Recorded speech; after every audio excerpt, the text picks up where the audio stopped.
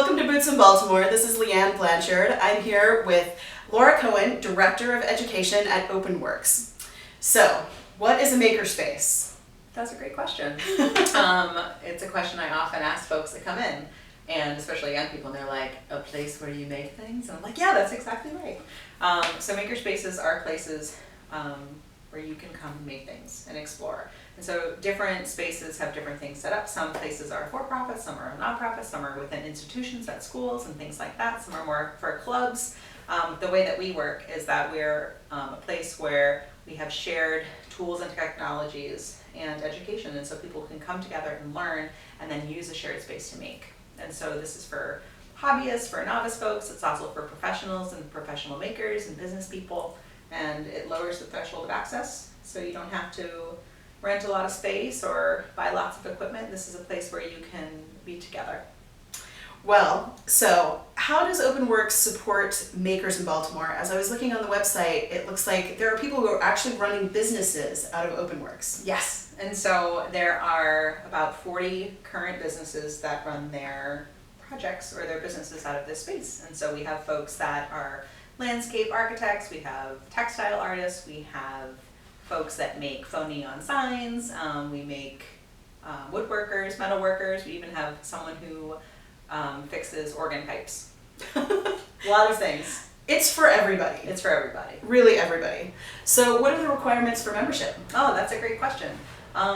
So being 16 and older is a requirement. And then for shop access, taking the certification class for the specific class, so you can know how to be safe and operate machinery without endangering yourself or other people, and really understanding basic material literacy.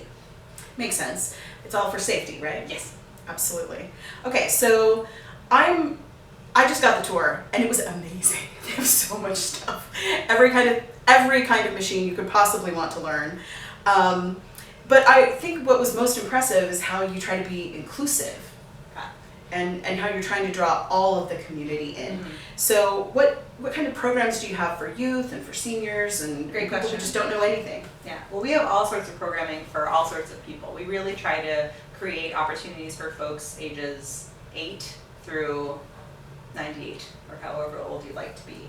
And so we have typical adult classes that are offered routinely and monthly to give you shop access, to give you the confidence to then come in and explore.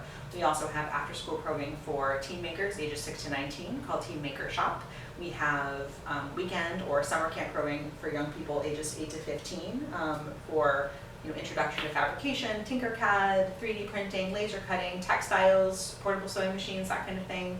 And then we also run a robust senior adult program, and so for folks, we say ages 55 or above, or if you identify as a senior, you can come in and pay what you can and be in a 4 or 6 week program where you just come and be with other folks your age just to make.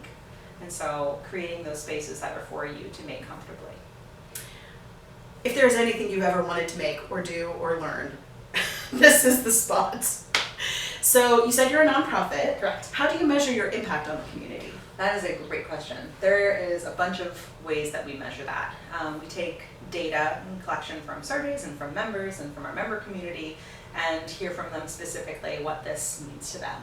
We also monitor economic impact over the years and how many businesses that we've sort of supported, fostered, cultivated and been able to support. And right now we have about 40 businesses, but since 2016 it's closer to 400, which is really wonderful. And thinking of how that impacts on Baltimore. Also historically, we partnered with Coppin State University, and they did a case study on us on our economic impact. And there's an economic impact report about that. And I think there's a link on our website somewhere to that PDF. It was in the millions. Yes. Spoiler alert. Yes. It was in the millions. Yes. So we are down in kind of Station North, Arts District area. Yes. So why here? Great question. So we're in the Greenmount West neighborhood of Baltimore City. It's kind of sandwiched in between the Greenmount Cemetery and the train station. And so it's accessible in a way where it's downtown. Most transportation is either near here or nearby here. Bus goes right by us on Greenmount.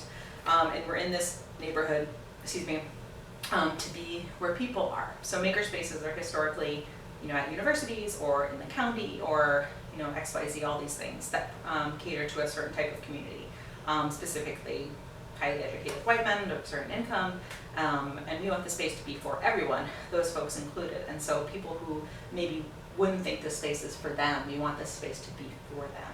And so thinking, women, non-binary folks, folks of color, like just everybody, young people, older people, all here together to use the same equipment, the same shops, the same curriculum, the same tools, the same materials to make what they want out of their life. And I think to find their people. Yes. Because makers they're a unique breed. Yeah. Like they love to work with their hands, they are creative, but they're also like practical and for sure. I think so something really beautiful that I like to say is that when you're in high school or when you're in college, or let's say you're in graduate school, or there are different communities surrounding your education and your learning.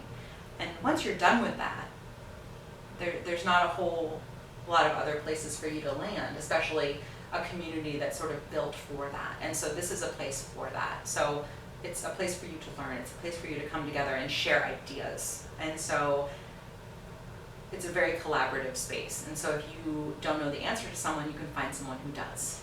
And I think that's a beautiful thing about this space, this community of makers. That's what community is for. Yeah. So, okay, so how did you get involved with OpenWorks? Great question. So we've been open for about 6.5 years, and I was hired almost 7 years ago to build the educational programming. Amazing. Yeah. So, what's your favorite, and what are you learning next? Oh my gosh. So hard to pick. My favorite's textiles. Because I think that textile shop is this beautiful example of everything makerspaces can be and do for people and for community. We have an amazing instructor, Ms. Charmaine, who teaches youth sewing, she teaches teen sewing, she teaches senior adult sewing, adult sewing. She teaches at a workforce development program.